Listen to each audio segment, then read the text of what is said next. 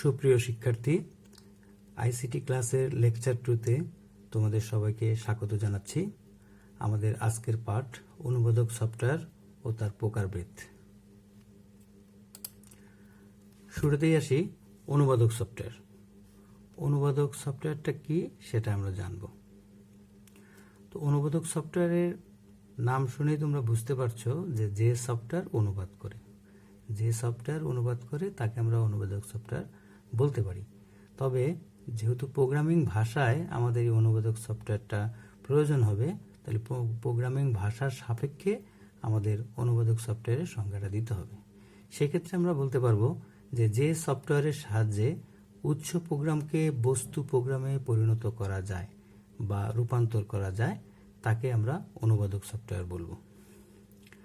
তো উৎস প্রোগ্রামকে বস্তু প্রোগ্রামে পরিণত করা, তো উৎস প্রোগ্রামটা কি এবং বস্তু প্রোগ্রামটা কি সেটা আমাদেরকে জানতে হবে। উৎস প্রোগ্রাম হচ্ছে যে আমরা যে ভাষায় লিখব প্রোগ্রাম, আমাদের লিখিত যে প্রোগ্রামটা হবে সেটা হবে উৎস প্রোগ্রাম। অর্থাৎ উচ্চ স্তরের ভাষার যে প্রোগ্রামগুলো আছে, লিখিত প্রোগ্রামগুলো, সেগুলোকে আমরা উৎস প্রোগ্রাম বলবো বা সোর্স কোড বলবো বা সোর্স ফাইল বা সোর্স প্রোগ্রাম বিভিন্ন নামে বলতে পারি। আর বস্তু প্রোগ্রাম হচ্ছে যখন এই উচ্চ স্তরের ভাষার লিখিত প্রোগ্রাম অর্থাৎ উৎস প্রোগ্রামটাকে কনভার্ট করে মেশিন ভাষায় রূপান্তর করা হবে, অর্থাৎ মেশিন কোডে রূপান্তর করা হবে, তখন তাকে আমরা বলবো অবজেক্ট কোড বা মেশিন কোড। তাহলে আমরা নিচের চিত্রটিতে দেখতে পারবো যে অনুবাদক সফটওয়্যার কিভাবে কাজ করে। দেখো, বাম পাশে সোর্স ফাইল দেওয়া আছে, অর্থাৎ উচ্চস্তরের ভাষার লিখিত একটি প্রোগ্রাম দেওয়া আছে এখানে। সেই সোর্স ফাইলটিকে কনভার্ট করে মাঝখানে ট্রান্সলেটর প্রোগ্রাম দেওয়া আছে। এই ট্রান্সলেটর প্রোগ্রাম বা ট্রান্সলেটর সফটওয়্যার কি করবে? কনভার্ট করবে বা রূপান্তর করবে। রূপান্তর করে কিসে নেবে? এই যে মেশিন কোডে রূপান্তর করবে, অর্থাৎ অবজেক্ট কোডে রূপান্তর করবে। দেখো তোমরা, এই যে কম্পিউটার ভাষা 0, 1 ইত্যাদি কোডে রূপান্তরিত হয়েছে। তাহলে আমরা নিচের চিত্র থেকে বুঝতে পারলাম যে ট্রান্সলেটর প্রোগ্রাম বা অনুবাদক সফটওয়্যার কি কাজ করছে? অনুবাদকের কাজ করছে। কি করছে? যে আমরা যে লিখিত আমাদের ভাষায় যে লিখিত প্রোগ্রামগুলো আছে সেগুলোকে অনুবাদ করে মেশিন ভাষায় বা কম্পিউটারের ভাষায় রূপান্তর করছে। আমরা নেক্সট যাই। দেখো, নেক্সট স্লাইডে আছে অনুবাদ প্রোগ্রামের প্রকারভেদ। অর্থাৎ আমরা অনুবাদ প্রোগ্রামের কথা যে গত স্লাইডে দেখলাম, আগের স্লাইডে, সেই অনুবাদক প্রোগ্রাম আবার 3 ধরনের হয়। অনুবাদক প্রোগ্রাম তাহলে কয় ধরনের? 3 ধরনের, যথা কম্পাইলার, ইন্টারপ্রেটার, অ্যাসেম্বলার। তাহলে কম্পাইলার, ইন্টারপ্রেটার, অ্যাসেম্বলার এগুলো সবগুলোই হচ্ছে অনুবাদক প্রোগ্রাম। প্রত্যেকটাই অনুবাদকের কাজ করে। আমরা পরবর্তী স্লাইডে দেখব যে কোন অনুবাদক প্রোগ্রাম কেমন কি ধরনের কাজ করে। ওকে, আমরা নেক্সট স্লাইডে চলে যাই। দেখো, শুরুতেই আছে অ্যাসেম্বলার। অ্যাসেম্বলার, তো আমরা অ্যাসেম্বলার, এটা একটা অনুবাদক প্রোগ্রাম। আমরা অনুবাদক সফটওয়্যারের প্রকারভেদের মধ্যে জেনেছি যে অ্যাসেম্বলার একটা অনুবাদক প্রোগ্রাম। তাহলে অ্যাসেম্বলার যে অনুবাদ করবে সেটা আমরা বুঝতে পারছি। তবে অ্যাসেম্বলারটা যে অনুবাদ করবে সেটা হচ্ছে অ্যাসেম্বলি ভাষার লিখিত প্রোগ্রামকে। দেখো, এখানে লেখা আছে যে অ্যাসেম্বলি ভাষার লিখিত প্রোগ্রামকে মেশিন ভাষার অবজেক্ট প্রোগ্রামে অনুবাদ করা। অর্থাৎ এই অ্যাসেম্বলার অনুবাদক সফটওয়্যারটি শুধুমাত্র অ্যাসেম্বলি ভাষার লিখিত প্রোগ্রামকেই অনুবাদ করে থাকে। আমরা নিচের চিত্রটিতে দেখি। দেখো, এই যে অ্যাসেম্বলি ল্যাঙ্গুয়েজ, মাঝখানে দেওয়া আছে অ্যাসেম্বলার, যেটাকে অনুবাদক প্রোগ্রাম বলছি, সেটা কি করছে? মেশিন ল্যাঙ্গুয়েজ, অর্থাৎ অবজেক্ট কোডে রূপান্তর করছে। নিচে একটু দেখলে দেখা যাবে, এই যে দেখো অ্যাসেম্বলি ভাষায় লিখিত প্রোগ্রামটা দেখতে কেমন হয়। এখানে অ্যাসেম্বলি ভাষার একটা লিখিত প্রোগ্রাম কোড দেওয়া আছে।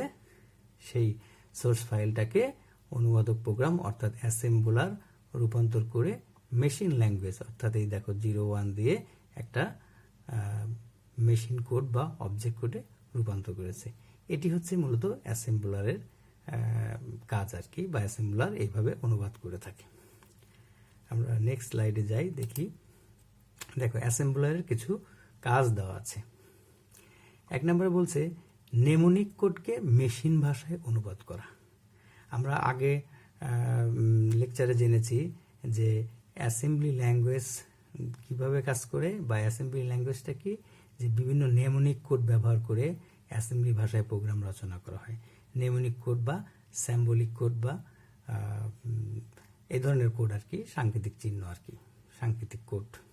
তো সেই নেমোনিক কোডকে মেশিন ভাষায় অনুবাদ করে, অর্থাৎ কোনো সংকেত বা কোনো সিম্বলিক কোডকে সে কি করবে, মেশিন ভাষায় অনুবাদ করবে। 2 নম্বর দেখছি অ্যাসেম্বলি অ্যাড্রেসকে মেশিন ভাষার লেখা অ্যাড্রেসে পরিণত করা, অর্থাৎ অ্যাসেম্বলি ভাষায় প্রোগ্রাম লিখলে সেটা অ্যাসেম্বলি অ্যাড্রেস তৈরি হয়, সেটাকে কনভার্ট করে মেশিন ভাষার অ্যাড্রেসে পরিণত করে। প্রত্যেক নির্দেশ ঠিক আছে কিনা পরীক্ষা করা, ঠিক না থাকলে তা জানানো, অর্থাৎ নির্দেশগুলো সঠিক কিনা সেটা পরীক্ষা করে যদি ভুল থাকে সেটা জানিয়ে দেয়। সব নির্দেশ ও ডেটা প্রধান মেমোরিতে রাখা, অর্থাৎ অ্যাসেম্বলি ভাষার লিখিত প্রোগ্রামের যে নির্দেশগুলো আছে এবং ডেটাগুলো আছে সেগুলোকে কোথায় রাখবে, প্রধান মেমোরিতে রাখবে। সব ভুল সংশোধনের পর প্রথম নির্দেশ থেকে কাজ শুরু করতে কন্ট্রোলকে বলা, অর্থাৎ ভুল সংশোধন হয়ে গেলে প্রথম নির্দেশ থেকে কাজ শুরু করতে হবে, সেটা কি করবে, কন্ট্রোলকে বলবে। সর্বশেষ বলছে সর্বোপরি অ্যাসেম্বলি ভাষার প্রত্যেক নির্দেশকে অ্যাসেম্বলার মেশিন ভাষার একটি নির্দেশে পরিণত করে, অর্থাৎ এই অ্যাসেম্বলার যে অনুবাদক সফটওয়্যারটা সে কি করবে, অ্যাসেম্বলি ভাষার যে প্রত্যেক নির্দেশ আছে সবগুলোকে একটি নির্দেশে পরিণত করবে। এই ছিল অ্যাসেম্বলারের কাজ। আমরা পরবর্তী স্লাইডে যাই। দেখো পরবর্তী স্লাইডে আছে কম্পাইলার। তো কম্পাইলারটাও এক ধরনের অনুবাদক প্রোগ্রাম, আমরা আগেই জেনেছি। সেটা কি করে আমরা একটু দেখব। বলছে কম্পাইলার এক ধরনের অনুবাদক প্রোগ্রাম যা হাই লেভেল প্রোগ্রামিং ভাষার উচ্চ প্রোগ্রামকে মেশিন ভাষার অবজেক্ট প্রোগ্রামে অনুবাদ করে। অর্থাৎ আমরা অ্যাসেম্বলি ভাষায় দেখেছি যে অ্যাসেম্বলি ল্যাঙ্গুয়েজ বা অ্যাসেম্বলি প্রোগ্রামকে মেশিন ভাষায় অনুবাদ করে, আর এখানে দেখলাম যে হাই লেভেল প্রোগ্রামিং ভাষার উচ্চ প্রোগ্রামকে, অর্থাৎ হাই লেভেল যে প্রোগ্রামের ভাষা আছে, অর্থাৎ উচ্চ স্তরের প্রোগ্রামের ভাষা আছে, সেই উচ্চ স্তরের প্রোগ্রামের ভাষাকে মেশিন ভাষার অবজেক্ট প্রোগ্রামে অনুবাদ করে। এবং সেকেন্ডলি বলছে যে কম্পাইলার সম্পূর্ণ প্রোগ্রামটি একসাথে অনুবাদ করে, অর্থাৎ কম্পাইলার কি করে, পুরো প্রোগ্রামকে একসঙ্গে নিয়ে সেটাকে অনুবাদ করে, অর্থাৎ সম্পূর্ণ প্রোগ্রামটি একসাথে অনুবাদ করে বা রূপান্তর করে। পরবর্তীতে আমরা জানবো যে একসঙ্গে কিভাবে কাজটা করে। দেখো এখানে কম্পাইলার কাজ দেওয়া আছে যে উচ্চ প্রোগ্রামকে বস্তু প্রোগ্রামে অনুবাদ করা, ওকে।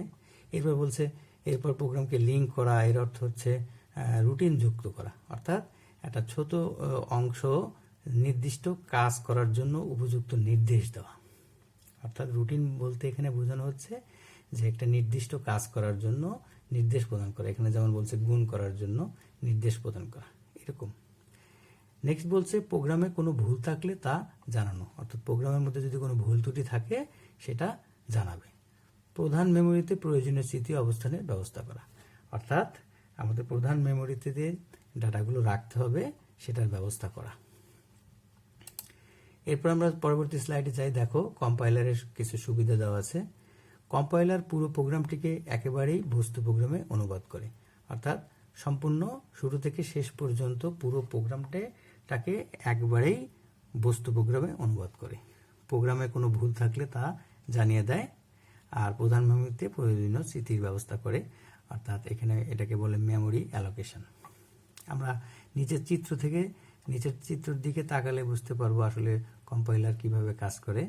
দেখো এখানে বাম পাশে সোর্স ফাইল দেওয়া আছে, অর্থাৎ সোর্স কোড। এখানে উচ্চস্তর ভাষার একটা প্রোগ্রামিং কোড দেওয়া আছে, সেটাকে ডান পাশে একেবারে মেশিন কোডে অর্থাৎ বস্তু প্রোগ্রামে রূপান্তর করেছে। মাঝখানে আছে হচ্ছে আমাদের অনুবাদক সফটওয়্যার, সেটা হচ্ছে কম্পাইলার। তাহলে কম্পাইলার কি করে হাই লেভেল ভাষার মানে উচ্চ স্তরের ভাষার উচ্চ প্রোগ্রামকে এই দেখো মেশিন ভাষার বস্তু প্রোগ্রামে রূপান্তর করার কাজ করে। ওকে, আমরা নেক্সট স্লাইডে যাই। দেখো নেক্সট আছে ইন্টারপ্রেটার। ইন্টারপ্রেটারটা কি? ইন্টারপ্রেটারও তো একটা অনুবাদক প্রোগ্রাম। এটাও কিন্তু হাই লেভেল ভাষার মানে উচ্চস্তরের ভাষার উচ্চ প্রোগ্রামকে মেশিন ভাষার অবজেক্ট প্রোগ্রামে অনুবাদ করে। অর্থাৎ কম্পাইলারের ক্ষেত্রে যে সংজ্ঞাটা আমরা বললাম, ইন্টারপ্রেটারের ক্ষেত্রেও সংজ্ঞাটা কিন্তু একই রকম। তো পার্থক্যটা কোথায়? আমরা কম্পাইলারের ক্ষেত্রে জেনেছি যে কম্পাইলার পুরো প্রোগ্রামটিকে একসাথে অনুবাদ করে, তবে ইন্টারপ্রেটার হচ্ছে যে একটি করে লাইন পড়ে এবং সেটা অনুবাদ করে, অর্থাৎ লাইন বাই লাইন অনুবাদ করে। একটা স্টেটমেন্টের কাজ শেষ হয়ে গেলে সেটাকে অনুবাদ করবে, আবার পরবর্তী লাইন বা স্টেটমেন্টের কাজ করে, এইভাবে লাইন বাই লাইন কাজ করে। কম্পাইলার ইন্টারপ্রেটারের মধ্যে এটাই হলো মূল পার্থক্য হিসেবে দেখা যায়। আমরা নিচের চিত্রটিকে দেখি যে উচ্চ প্রোগ্রাম বাম পাশে হাই লেভেল ল্যাঙ্গুয়েজ আছে এবং ইন্টারপ্রেটার অর্থাৎ অনুবাদক প্রোগ্রাম সে কি করবে? অনুবাদ করবে বা রূপান্তর করবে, রূপান্তর করে মেশিন ল্যাঙ্গুয়েজে অর্থাৎ বস্তু প্রোগ্রামে রূপান্তর করে দেবে। এটা হচ্ছে ইন্টারপ্রেটারের কাজ।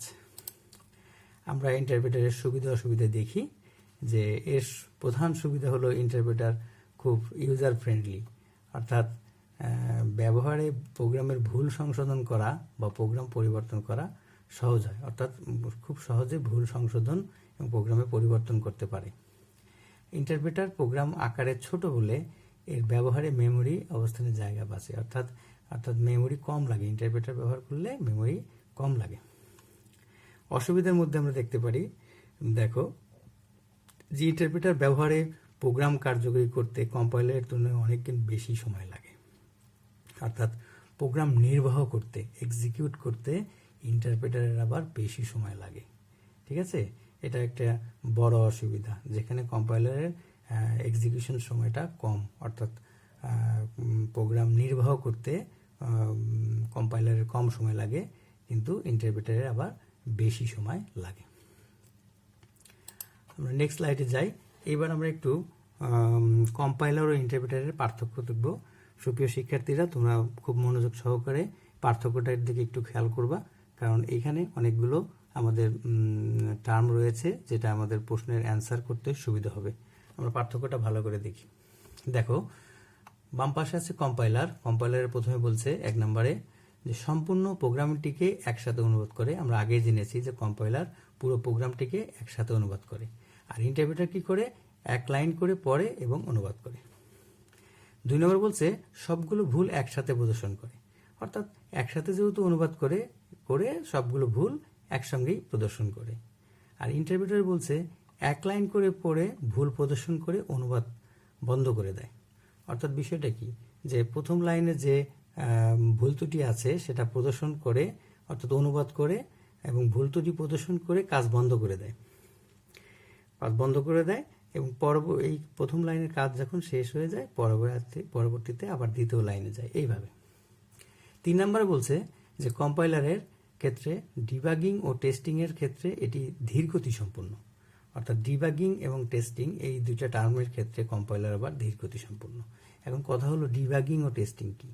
ডিবাগিংটা হচ্ছে প্রোগ্রামের মধ্যে যে ভুল ত্রুটি থাকে সেগুলোকে নির্ণয় করা, অর্থাৎ প্রোগ্রামের ভুল ত্রুটি নির্ণয় করাটা হচ্ছে ডিবাগিং।